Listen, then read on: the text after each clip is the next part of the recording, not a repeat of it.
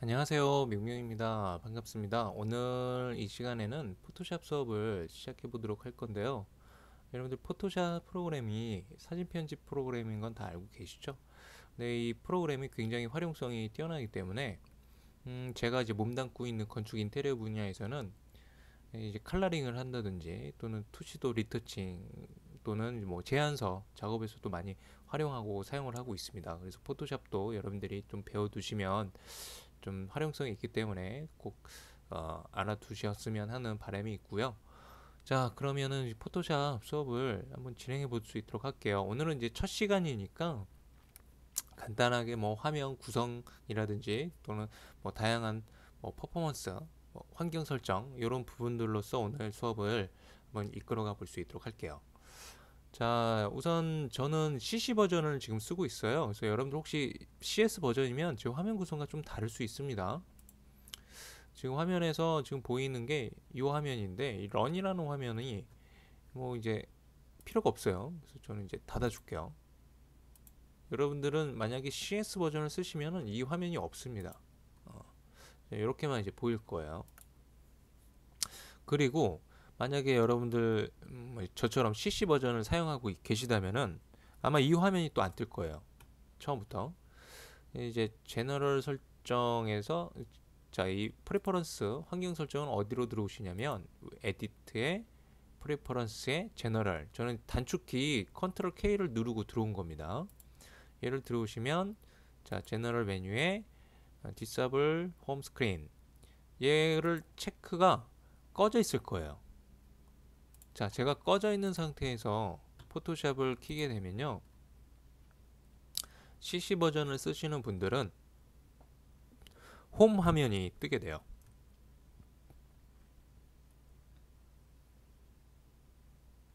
자, 지금 보시는 것처럼. 근데 저는 이게 좀 불편하기 때문에 좀 환경을 바꿔놓고 쓰는 거거든요. 그래서 뭐 여기는 제너럴에서 디서블 사용하지 않겠다라는 얘기죠. 오케이 하고 다시 끄고 다시 실행하면 바로 작업 환경이 툴바들이 바로 보이는 환경으로 바로 이렇게 실행이 되게 됩니다. 자, 요거는 여러분들 편하실 대로 하시면 될 것 같고요. 자, 이제 환경 설정을 좀 살짝 봤는데 화면 구성을 또 보도록 할게요. 자, 화면 구성에서는요, 맨 상단에 보시면은 파일, 뭐 에딧, 뭐 이미지, 레이어 등등 해서 메뉴로 이렇게 등록이 되어 있는 명령들을 여러분들이 사용을 하실 수가 있습니다. 그리고 그 아래쪽에 가로 아이콘 툴바가 있죠. 얘는 옵션 바라는 부분인데요. 이 옵션 바는 이 툴바에서 사용하는 각 기능들에 따라서 도와주는 명령들이 들어와 있다고 보시면 됩니다. 그래서 여기를 옵션 바라고 그래요. 이제 각 명령 진행에 따라서 얘들이 다르게 보이는 부분을 보실 수가 있죠. 자, 그리고 바로 여기가 이제 툴바라는 부분인데요. 굉장히 많이 쓰는 부분이에요. 명령 실행 부분에 있어서. 이 툴바는 여러분들 여기 상단에 보시면은 화살표 두 개가 땡땡하고 보일 거예요. 얘를 클릭하면 이렇게 두 줄로 해줄 수도 있고요. 또는 한 줄로 이렇게 해줄 수도 있고요. 또는 얘를 밖으로 자, 여기 조금 작게 보여서 그러는데 일자로 이렇게 쭉 나열되어 있는 얘를 클릭으로 이렇게 드래그해서 밖으로 이렇게 빼올 수도 있어요. 왼쪽 클릭 드래그입니다. 그리고 다시 이렇게 삽입을 해주실 수도 있고요. 얘가 이제 툴바라는 부분이고요. 그 다음에 오른쪽 화면은 이제 패널 부분이에요. 여기도 이제 굉장히 많이 쓰는 부분입니다. 뭐 레이어라든지 뭐 컬러라든지 뭐 그런 부분들을 여기서 또 쓰기 때문에 여기도 자주 다룰 부분이에요.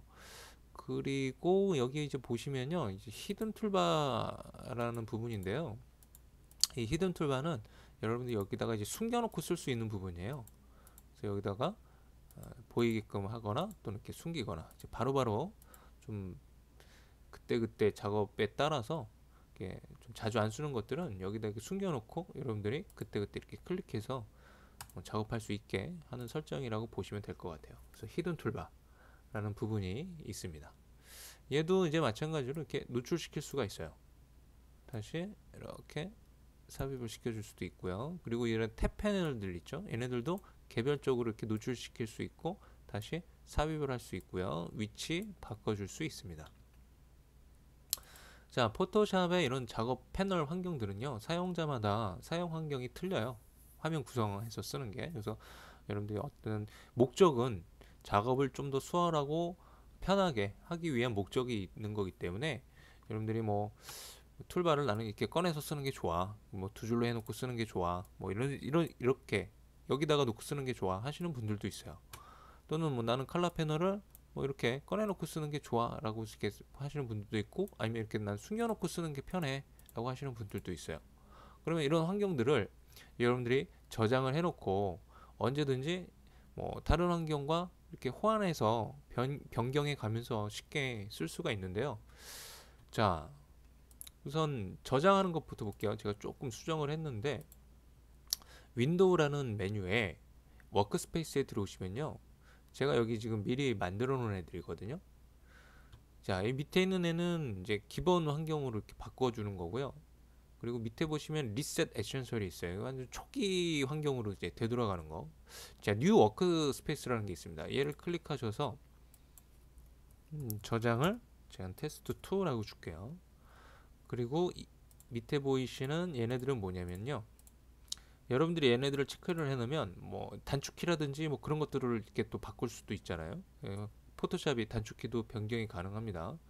또는 이제 메뉴 위치라든지 툴바 위치라든지 이런 거에 대한 위치 변경도 해당 사항에 넣겠다라는 이야기죠.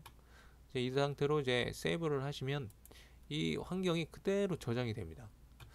자, 다시 초기화 시켜 볼게요. 워크스페이스. 얘 같은 경우는 이제 기본 환경 구성인데, 얘는 현재 사용하고 있는 마지막 설정을 기본 구성으로 세팅을 하는 거거든요. 완전 초기화를 가시려면 리셋 에센셜로 가셔야 돼요. 완전 초기화가 됐죠. 자, 얘가 또 떴죠. 자, 이 상태에서 나는 내가 구성한 환경 구성으로 다시 갈 거야. 그러면 여기 클릭하시면 여러분들이 왔던 화면 구성으로 다시 가실 수가 있어요.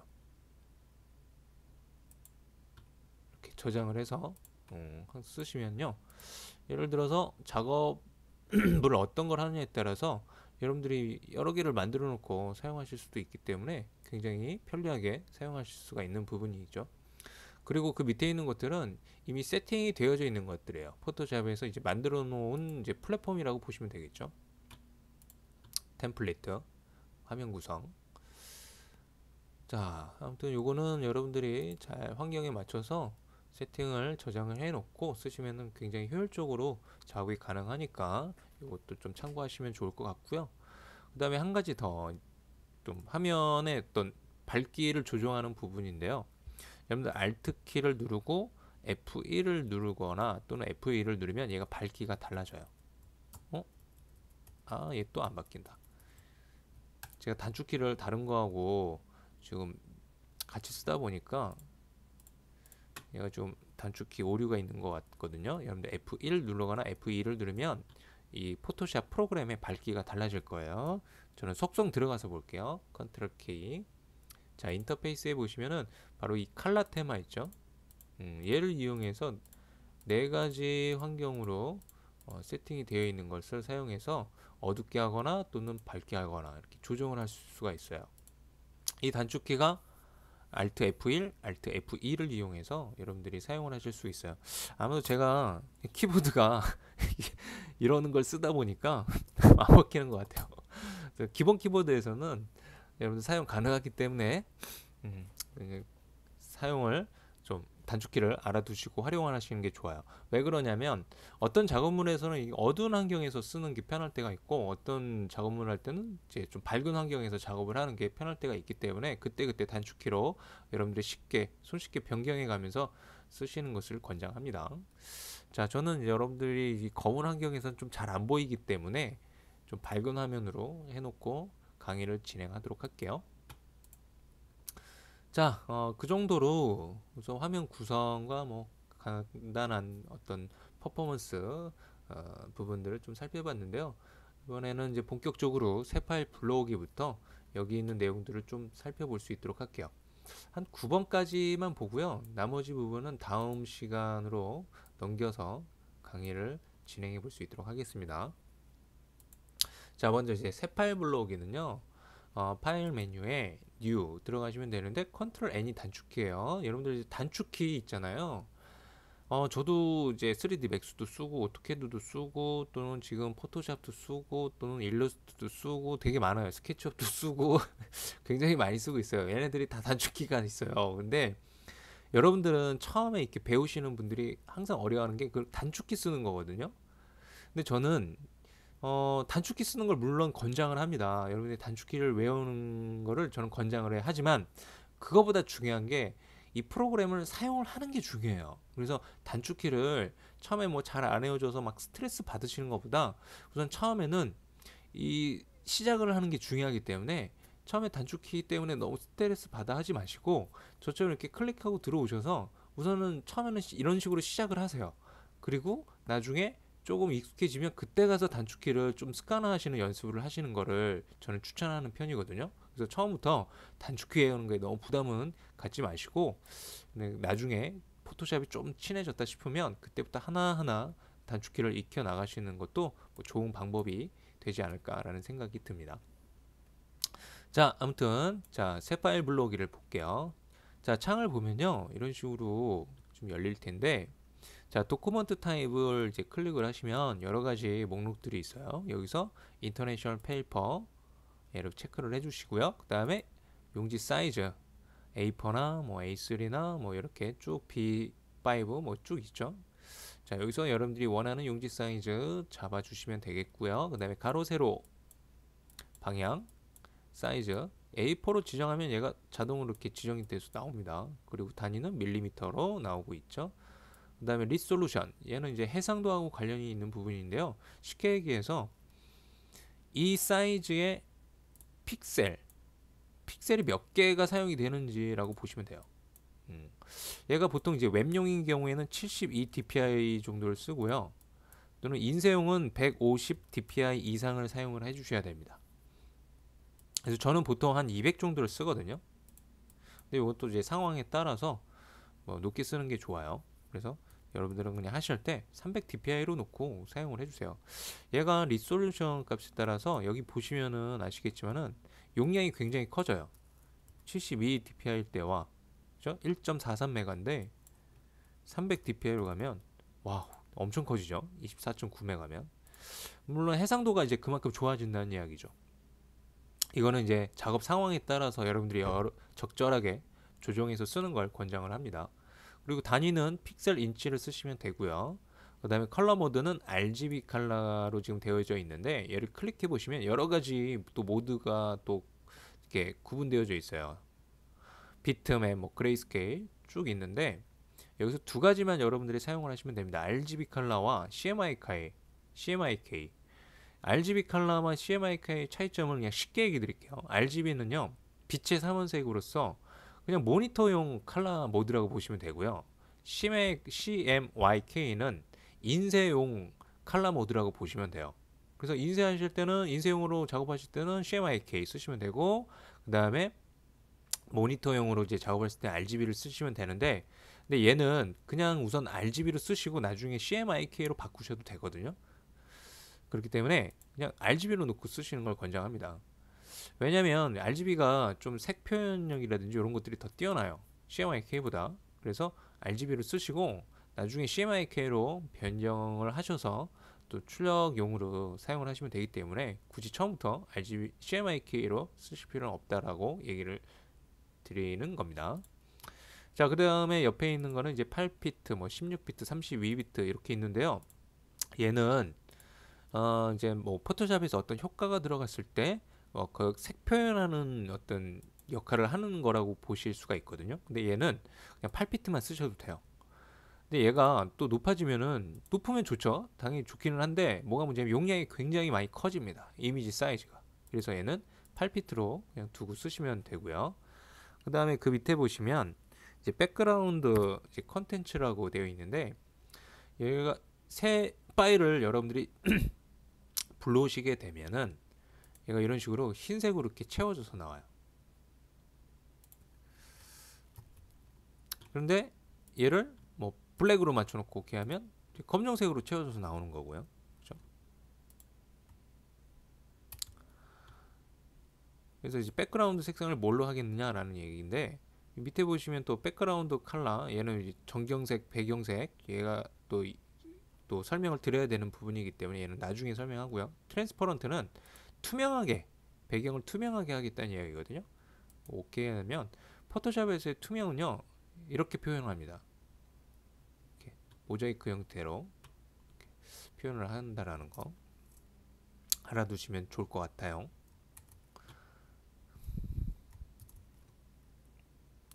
근데 보통은 화이트로 해놓고 그냥 쓰시면 됩니다. 언제든지 여러분들 그 백그라운드는요, 바꿔줄 수 있는 부분이기 때문에 굳이 여기를 얘네들을 뭐 설정해서 한다라는 거는 보통 추천하진 않고요.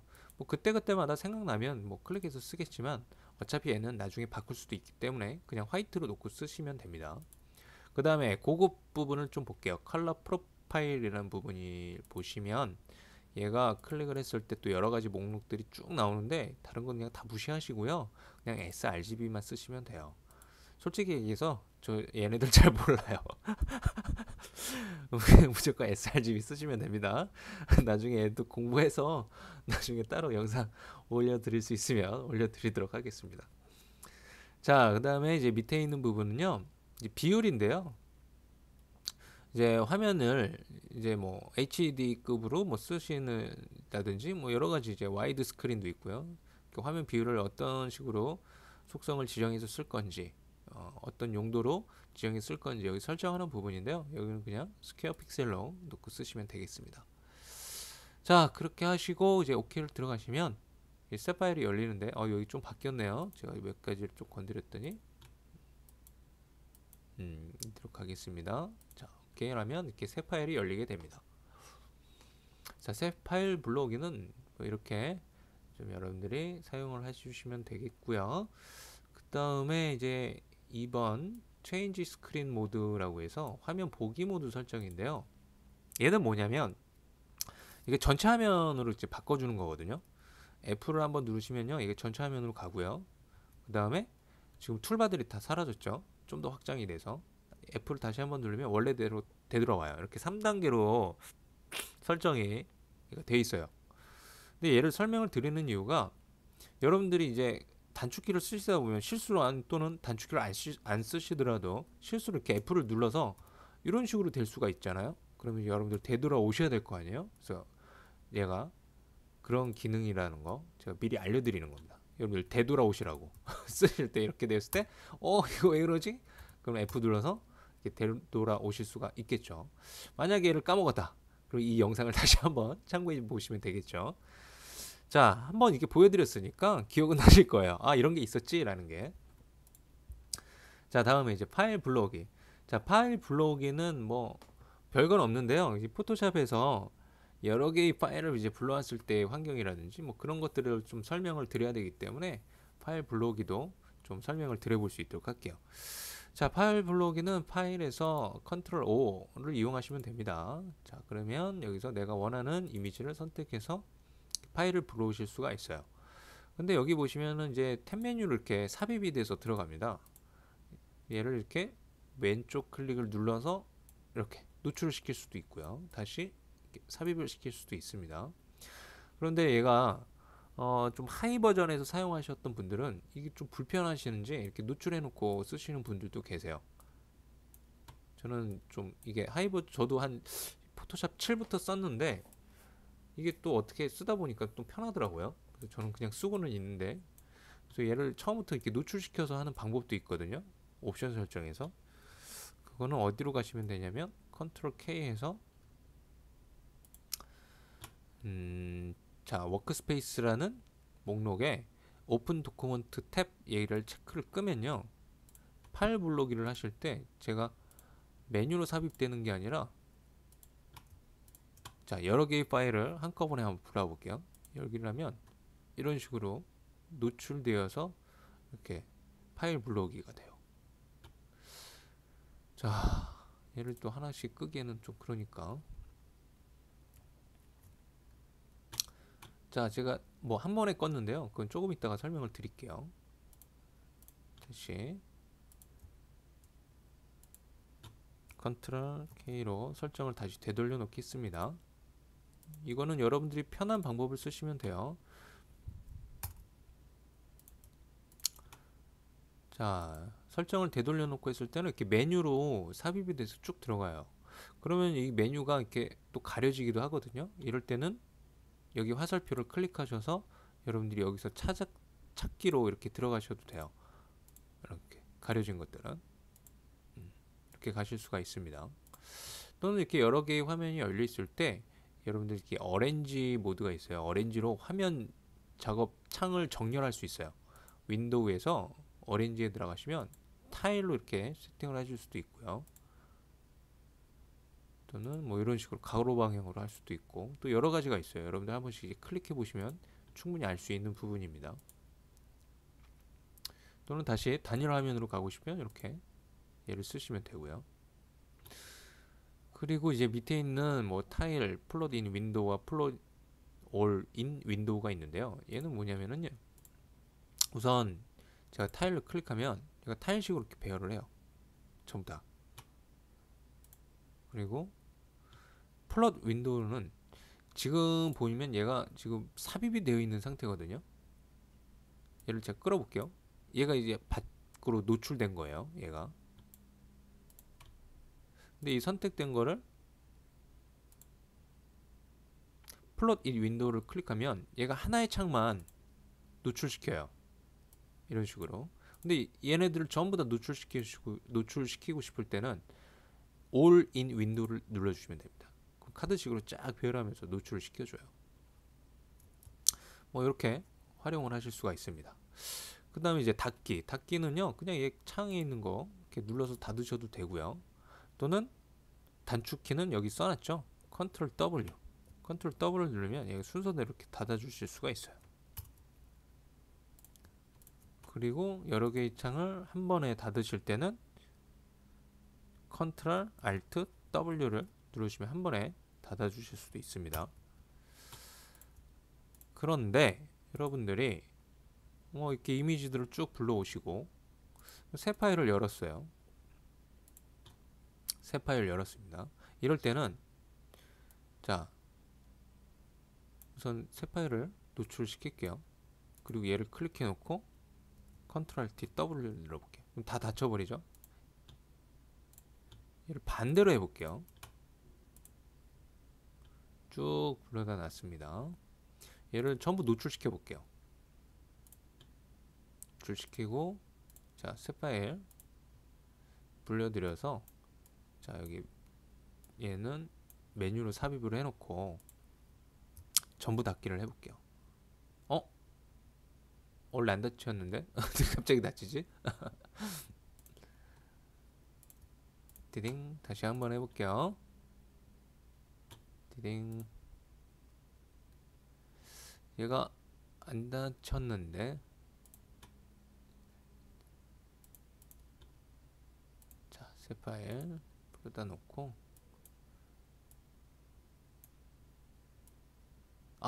이거 제가 잘못 설명했네요. 다시 할게요, 여러분들. 어떨 때 얘가 안 닫히냐면요. 우선 얘네들을 이렇게 쭉 삽입을 시켜 놓고요.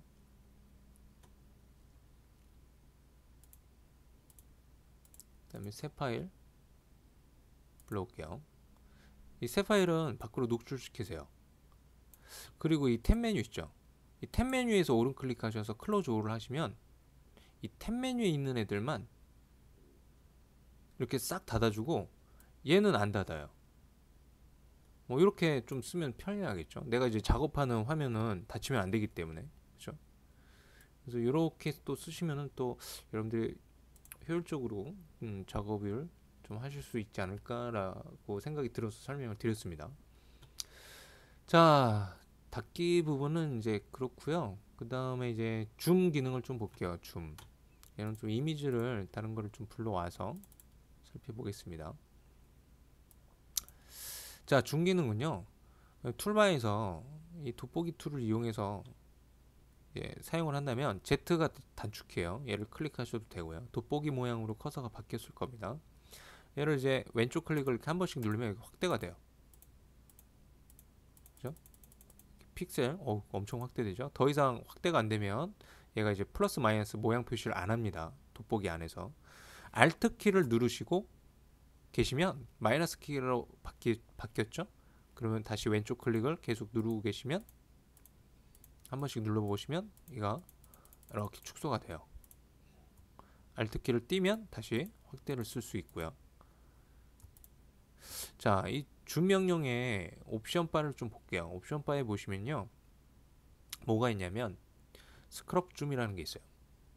얘가 뭐냐면 얘를 이렇게 켜놓고 여러분들이 줌 명령을 쓰시잖아요. 그러면은 왼쪽 클릭을 누른 상태에서 마우스를 마우스를 왼쪽 방향과 오른쪽 방향으로 움직여 보세요. 그럼 얘가 이렇게 실시간으로 확대 축소를 할 수 있어요. 이 기능이 바로 스크럽 줌이에요. 이렇게 얘를 이제 끄고 쓰시게 되면요, 윈도우 줌이에요. 지금 보시는 것처럼 이렇게 처음에 클릭을 누른 상태에서 드래그를 이렇게 하고 계시면 점선이 나오죠. 자, 그러면 그 부분이 이렇게 확대되어서 작업을 할 수가 있어요. 이거는 여러분들 이제 사용자들마다 사용법이 뭐 이게 편해서 쓰시는 분들도 있고 한데, 이 좀 포토샵을 많이 쓰시는 분들은 이 기능을 굉장히 잘 씁니다. 이 기능을.